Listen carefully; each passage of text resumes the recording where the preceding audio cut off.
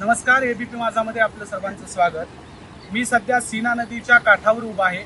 आपण बघू शकताय सीना नदीला जो पूर आलेला आहे अद्याप पूर ओसरलेला नाहीये।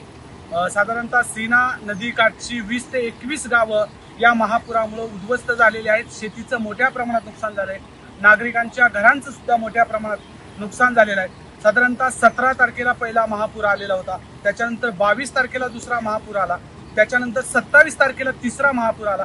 म्हणजे गेल्या 10 दिवसात 3 वेळा या सीना नदीला महापूर आलेला आहे। यामुळे शेतकऱ्यांचं मोठ्या प्रमाणात नुकसान झालेलं आहे। मी सध्या इथं उभा एका गोष्टीसाठी आहे, तो म्हणजे कृषी विभागाचा प्राथमिक अहवाल आलेला आहे की या सीना नदी काठच्या शेतकऱ्यांचं नेमकं किती नुकसान झालेलं आहे या संदर्भात माहिती देण्यासाठी मी उभा आहे। माढा तालुक्याचे कृषी अधिकारी अविनाश चंदन यांनी जी माहिती दिलेली आहे त्यानुसार माढा तालुक्यातील अतिवृष्टी आणि महापुरानं एकूण 107 गावं बाधित झालेली आहेत।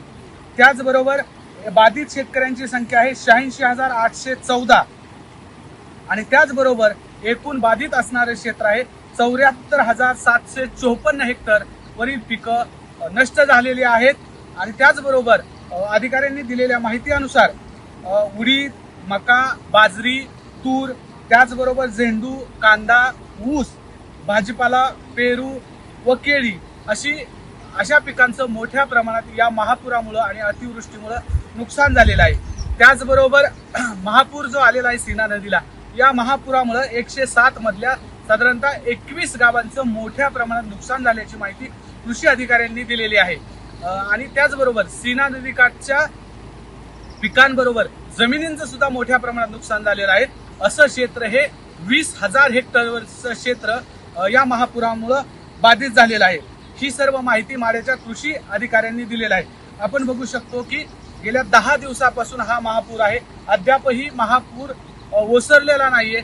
सध्या आपण बघू शकतो मी ज्या सीना नदीवर उभा आहे त्या सीना नदीवर साधारणतः 10 फूट पाणी आहे। हा जो मी पूल दाखवतो तो माढा वैरागपूरवरील पूल आहे। तर तुम्ही बघू शकताय किती विदारक अशा प्रकारचं चित्र आहे। गेल्या 10 दिवसापासून सीना नदी काठची गावं पाण्याखाली आहेत। त्याचबरोबर सध्या धरण प्रशासनाशी सुद्धा माझा संपर्क झाला। त्यांनी दिलेल्या माहितीनुसार सीना कोळेगाव धरणातून सध्या 90,000 क्युसेकचा विसर्ग सीना नदीमध्ये सुरू आहे।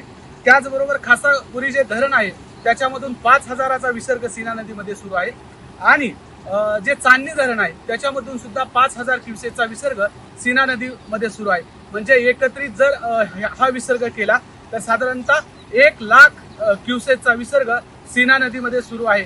त्याच्यामुळे अजून परिस्थिती या ठिकाणी गंभीरच आहे। नदीकाठच्या अनेक घरांमध्ये पाणी गेलेलं आहे। तर धरण प्रशासनाच्या माहितीनुसार संध्याकाळी साधारणतः 8-9च्या नंतर पाण्याचा फ्लो थोडाफार कमी होऊ शकतो, अशी माहिती त्यांनी एबीपी माझाशी बोलताना दिली आहे। माढ्याहून गणेश लटके, एबीपी माझा। एबीपी माझा, उघडा डोळे बघा नीट।